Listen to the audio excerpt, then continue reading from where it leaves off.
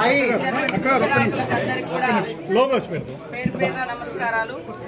మరి మీకు అందరికి తెలుసు, ఈ రాష్ట్రంలో కాంగ్రెస్ ప్రభుత్వం వచ్చిన నాటి నుండి ప్రజలకు ఇచ్చినటువంటి ప్రతి మాటను నిలబెట్టుకోవడం కోసం ఈ రాష్ట్రంలో కాంగ్రెస్ ప్రభుత్వం అధికారంలోకి వచ్చిన కాడి నుంచి ప్రతి మాట నిలబెట్టుకోవడం కోసం 7 లక్షల కోట్ల అప్పు ఉన్నప్పటికీ కూడా అన్ని అవాంతరాలను ఎదిరించి ప్రజల అభివృద్ధి లక్ష్యంగా మరి సీఎం రేవంత్ రెడ్డి గారి యొక్క ప్రభుత్వం కాంగ్రెస్ ప్రభుత్వం పనిచేస్తా ఉంది. కాబట్టి ఇక్కడ ఈరోజు ఉమ్మడి ఖమ్మం జిల్లాలో అంటేనే కాంగ్రెస్ పార్టీకి కంచుకోట. మరి ఇక్కడ ఉన్నటువంటి కార్యకర్తలందరూ కూడా ఈరోజు ఒక ప్రైవేట్ ఫంక్షన్ ఇక్కడ రావడం జరిగింది. బుర్గంపాడు మండలానికి కాంగ్రెస్ పార్టీ కార్యకర్తలందరూ కూడా తూచా తప్పకుండా అక్కడ రాహుల్ గాంధీ గారిని ప్రధానమంత్రి చేయాలంటే మరి ఇక్కడ బలరామన్నను ప్రాంతాలు, కులాలు, మతాలు, విభిన్న అభిప్రాయాలు, విభేద అభిప్రాయాలు అన్నింటినీ కూడా పక్కన పెట్టి మరి మనకున్నటువంటి అగ్రనాయకత్వం, త్యాగాల నాయకత్వం, తండ్రి తను 20 సంవత్సరాల క్రితమే రాహుల్ గాంధీ గారు 20 సంవత్సరాల వయసులో తన తండ్రిని కోల్పోయి రాజీవ్ గాంధీ గారిని, మరి సోనియమ్మ కూడా భర్తను కోల్పోయి ఇప్పటికీ 34 సంవత్సరాలు అవుతుంది. 34 సంవత్సరాల టైంలో 3 సార్లుగా కాంగ్రెస్ పార్టీ అధికారంలోకి రావడానికి ప్రధాన భూమిక ఒంటి చేయితో గెలిపించినటువంటి నాయకురాలు సోనియమ్మ. మరి వారి కుటుంబం నుంచి ఈ రోజు వరకు కూడా ప్రధానమంత్రి పదవులు గాని అత్యున్నతమైనటువంటి పదవులు గాని చేయలేదు. కానీ ప్రజల సంక్షేమం కోసం వారికి ఇల్లు లేకున్నా ప్రజలకు ఇల్లులు కావాలని కోట్లాది మందికి ఇల్లులు కట్టించినటువంటి చరిత్ర. పేదవాళ్ళందరికీ పట్టెడు అన్నం ఉండాలని దాదాపుగా 81 కోట్ల మందికి రేషన్ కార్డులు ఇచ్చి మరి ఆకలి తీర్చినటువంటి కాంగ్రెస్ ప్రభుత్వం. ఉపాధి లేనటువంటి ప్రజలకు ఉపాధి హామీ చట్టం తీసుకొచ్చినటువంటి ప్రభుత్వం కాంగ్రెస్ ప్రభుత్వం. ఇక్కడటువంటి అడవులో నివసిస్తూ 100 ఏళ్లుగా భూములు కొట్టుకున్న హక్కు లేకుంటే పోడు భూముల హక్కు చట్టాలు తీసుకొచ్చింది కాంగ్రెస్ ప్రభుత్వం. ఇవాళ ఐటీడీఎల్ తీసుకొచ్చింది కాంగ్రెస్ ప్రభుత్వము. ఈ ప్రాంతంలో బొగ్గు గనులు గాని ఇతర పరిశ్రమలు గాని ఉక్కు పరిశ్రమ గాని ఇవన్నీ తీసుకొచ్చి ఈ ప్రాంతాలన్నింటినీ కూడా డెవలప్ చేసింది కాంగ్రెస్ ప్రభుత్వం. అదే విధంగా మరి మన బలరామన్న కూడా కాంగ్రెస్ ప్రభుత్వ హయాంలో ఆయన కేంద్ర మంత్రిగా ఉంటూ ఈ ప్రాంతానికి 2000 కోట్ల రూపాయలు తీసుకొచ్చినటువంటి నాయకుడు. ఇవాళ ఈ నియోజకవర్గాలలో మారుమూల పల్లెల్లో, గూడాలలో, వాడలలో, తండాలలో రోడ్లు వచ్చినాయి అంటే ఆ రోజు కాంగ్రెస్ ప్రభుత్వం ఎన్ఆర్ఈజేసీ నుంచి అనేక రోడ్లు గాని అదే విధంగా ఇతర పిఎంజిఎస్ పథకం కింద గాని లెఫ్ట్ వింగ్ కింద గాని మేజర్ రోడ్లు కూడా తీసుకొచ్చి మోడల్ స్కూళ్లు, ఏకలవ్య స్కూళ్లు, కస్తూరిబా ఇట్లాంటి అనేక సంక్షేమ కార్యక్రమాలు ఆనాడు కూడా మరి అందరికీ ఒక ఆప్తుడుగా, ఒక చిన్నలకు చిన్నగా, పెద్దలకు పెద్దగా అందరితో కలిసిపోయేటువంటి నాయకుడు బలరాం నాయక్ గారు. కాబట్టి ప్రతి ఒక్కరు కూడా ఈ యొక్క అవకాశం కాంగ్రెస్ పార్టీకి రాష్ట్రంలో ఇచ్చిర్రు. 10 ఏళ్ల తర్వాత దేశంలో కూడా కాంగ్రెస్ వస్తుంది. కాకపోతే కావాలని మీడియాను రకరకాల కొనుగోలు చేసి మరి బీజేపీ ప్రభుత్వము నియంతృత్వ పరిపాలన చేస్తుంది. కాబట్టి ప్రజల గుండెలలో కాంగ్రెస్ ఉంది. రాహుల్ గాంధీ గారి యొక్క శ్రమ చూస్తున్నారు, కష్టం చూస్తున్నారు. కాబట్టి ఒక్క అవకాశం దేశాన్ని పరిపాలించి ప్రజాస్వామిక హక్కులను రక్షించి రాజ్యాంగాన్ని కాపాడేటువంటి ఏకైక నాయకుడు. ఆ రోజు కాంగ్రెస్ రాజ్యాంగం ఇచ్చిందని ఈ రోజు ఈ ప్రభుత్వం ఆ రోజు తెచ్చిన అన్ని కూడా బీజేపీ ప్రభుత్వం పక్కదారి పట్టియాలనేటువంటి కుట్ర చేస్తుంది. ఈ రాజ్యాంగం అనేది కేవలం ఎస్సీ ఎస్టీలకే కాదు, ఈ దేశంలో పుట్టిన ప్రతి పౌరుడి యొక్క హక్కులను కాపాడేది భారత రాజ్యాంగం. అంత గొప్పగా అంబేద్కర్ గారి చేత ఆ రోజు రచింప చేయబడి ఇప్పటి వరకు అప్రతిహతంగా ఉంది. ప్రపంచానికే ఆదర్శంగా ఉంది.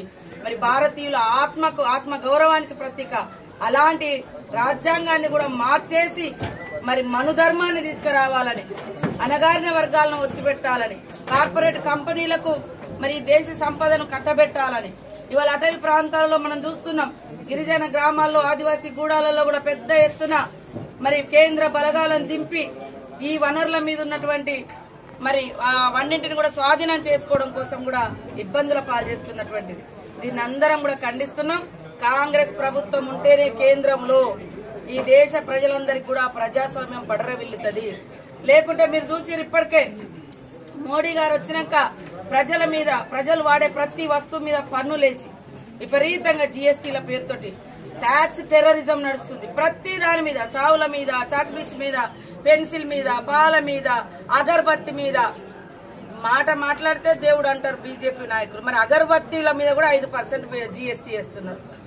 పేదోడు ప్రతి మనిషి అనేటోళ్ళు కట్టుకునే బట్టల మీద కూడా జీఎస్టీ వేస్తున్నారు. ఇంత దారుణమైనటువంటి సిచ్యువేషన్. కాబట్టి కాంగ్రెస్ ఉన్నప్పుడేమో పేదలకు ఉపయోగపడే చట్టాలు తీసుకొచ్చింది, పేదలకు ఉపయోగపడే జీవో తీసుకొచ్చింది, పేదలకు ఉపయోగపడే పథకాలు తీసుకొచ్చింది. బీజేపీ వచ్చిన తర్వాత పన్నుల వసూళ్లు, పెద్ద నోట్ల రద్దు, మరి అదే విధంగా ధరల పెరుగుదల, కంపెనీలని ప్రభుత్వ రంగ ఉద్యోగాలు ఇచ్చే కంపెనీలని ప్రైవేటు వ్యక్తులకు కట్టబెట్టడం, ప్రతిదాన్ని ఎయిర్పోర్టు, రోడ్లు, షిప్పింగ్ యార్డులు, బిఎస్ఎన్ఎల్ ఇట్లాంటి అన్ని కూడా ఆదాని అంబానీలకు కట్టబెట్టేటువంటి కుట్ర. దాంతో గవర్నమెంట్ ఉద్యోగాలు వస్తాయా? యువత ఆలోచించాలి. ప్రతి సంవత్సరం 2 కోట్ల ఉద్యోగాలు ఇస్తా అన్నారు. 2 కోట్లు కాదు కదా, 200 ఉద్యోగాలు కూడా ఇవాళ జిల్లా రాష్ట్రాలకు రానటువంటి పరిస్థితి ఉంది. కాబట్టి బలరాం నాయక్ గారి గురించి మీకు కొత్తగా చెప్పాల్సిన అవసరం లేదు. ఇక్కడ క్యాడర్ అంతా కూడా దయచేసి ఇవాళ మనము ఇక్కడ నిలబడ్డది బలరాం అన్న కాదు, రాహుల్ గాంధీ అనుకొని పనిచేయాలి. ఇక ఆయన కంటే మనకు రాహుల్ గాంధీ గారి కంటే, సోనియమ్మ కంటే, మల్లికార్జున ఖర్గే గారి కంటే ఇక అత్యున్నతమైన నాయకత్వం మనకు లేదు. నా మీద భిన్నాభిప్రాయాలు ఉండొచ్చు, అన్న మీద భిన్నాభిప్రాయాలు ఉండొచ్చు, ఈ అన్న మీద ఉండొచ్చు, ఈ అన్న మీద ఉండొచ్చు. కానీ ఈ గెలుపు ఎవరిది? అక్కడ మన దేశాన్ని కాపాడేటువంటి మన నాయకుడు. వాళ్ళు 34 సంవత్సరాల నుంచి ఏ పదవులలో లేకున్నా ఈ దేశం కోసం త్యాగం చేస్తున్నాడు, కష్టపడుతున్నాడు. నిన్న కాక మొన్న మనం చూసినాం, కన్యాకుమారి నుంచి కాశ్మీర్ దాకా నడిచిండు. ఇవాళ ప్రతి పల్లె పోతున్నాడు, ప్రతి గూడెం పోతున్నాడు, ప్రతి తండకు పోతున్నాడు, ప్రతి దళిత వాడకు పోతున్నాడు. అన్ని వర్గాల దగ్గరికి పోయి వాళ్ళ కష్టాలు తెలిసినటువంటి నాయకుడు. ఇవాళ మోడీ గారి కోటు కనీసం ఇట్లా నలగదు కూడా నలగదు. ఏమనంటే నేను ఛాయ్ వాళ్ళంటాడు, ఇది అంటాడు. ఛాయ్ దశల వారీగా జరిగే ఎన్నికలు భారతదేశంలో మోడీ గారి నాయకత్వంలో, అంటే వాళ్ళే చెప్తారు టెక్నాలజీ ఇది అదని. మరి ఇన్ని దఫలు ఎందుకు ఎలక్షన్? ఇన్ని రోజులు ఇవాళ ప్రజలకు సంక్షేమ కార్యక్రమాలు చేపడదామంటే కోడడ్డం వస్తుంది. ఊళ్ళో రోడ్డు, మంచినీళ్ళ పథకాలు ఏది చేద్దామన్నా కోడు ఇన్ని దఫలు పెట్టిరు. కాబట్టి ప్రజలు అర్థం చేసుకుని ఒక్క అవకాశం రాహుల్ గాంధీ గారికి ఇవ్వండి. మరొక అవకాశం మన అందరి అభిమాన సోదరుడు, ఎవరికి హాని చేయనటువంటి వ్యక్తి, ఎవరు పిలిచినా నేనున్నా అని వచ్చేటువంటి వ్యక్తి మా సోదరుడు బలరాం నాయక్ అన్న గారి చేయి గుర్తు మీద ఓటు వేయాలని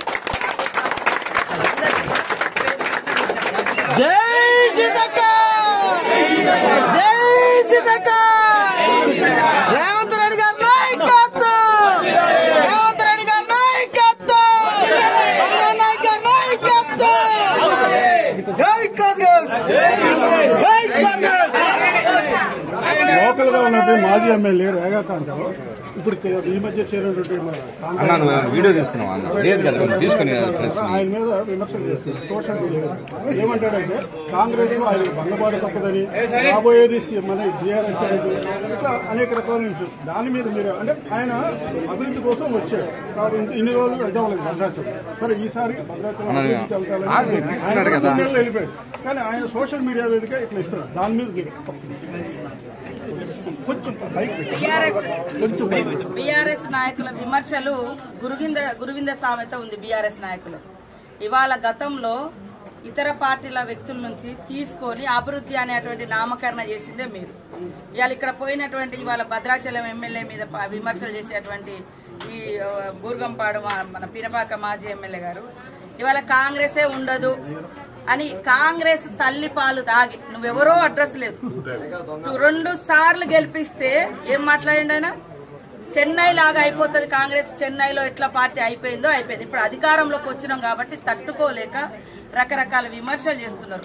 వీళ్ళు పోయేటప్పుడేమో మేము అభివృద్ధి కోసమే పోయినామని చెప్పింది. నేను ఆ రోజు కూడా అన్నా, అంటే అభివృద్ధి కోసమే పోయినామని చెప్పేటోళ్ళు రేపు మా పార్టీ కూడా అధికారంలోకి వస్తే మళ్ళీ అభివృద్ధి కోసం ఇటు వస్తారా అని. కాబట్టి వాళ్ళు చేస్తేనేమో నీతి అంట, ఇతరులు చేస్తేనేమో రోత అంట. కాబట్టి ఇట్లాంటి మాటలు మానుకోండి. ఇవాళ భద్రాచలం ఎమ్మెల్యే ఏదైతే వెంకట్రావు గారిని విమర్శించే ముందు నువ్వు వాళ్ళ అత్యాశపడిపోయినావు, పోయి ప్రజల చేత భంగపాటైంది. ఇంకొక ఎమ్మెల్యే కూడా మా ఆత్రం సక్కును తీసుకొని కనీసం టిక్కెట్ కూడా ఇవ్వలేదు. ఆయన ఒక సీనియర్ గా ఉండే. కాబట్టి భద్రాచలం ఎమ్మెల్యేను ఏదైతే జైన్ అయిండో ఆయనను విమర్శించే నైతిక అర్హత ఈ బీఆర్ఎస్ నాయకులకు లేదు.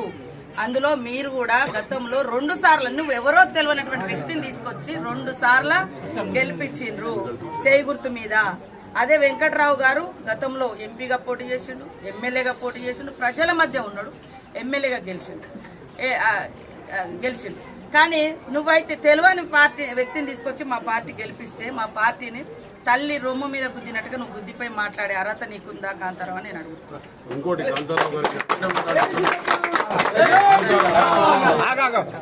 కాంతారావు గారు కాంగ్రెస్ పార్టీ కట్టించిన ఆఫీసుకు బీఆర్ఎస్ ఆఫీస్ అని పెట్టుకున్నాడు. ఇవాళ ఆ సిగ్గుండాలి. 10 సంవత్సరాలు కాంగ్రెస్ ఆఫీసులో ఉంటూ కాంగ్రెస్ ఇంట్లో ఉంటూ ఇది బీఆర్ఎస్ అని బోర్డు పెట్టుకున్నంత మాత్రాన అది బీఆర్ఎస్ పార్టీ ఆఫీస్ కాదు, అది కాంగ్రెస్ పార్టీ ఆఫీసు.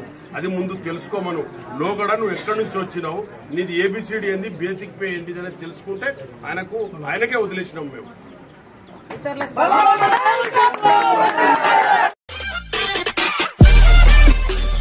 మరిన్ని అప్డేట్స్ కోసం please subscribe and watch M4 news channel.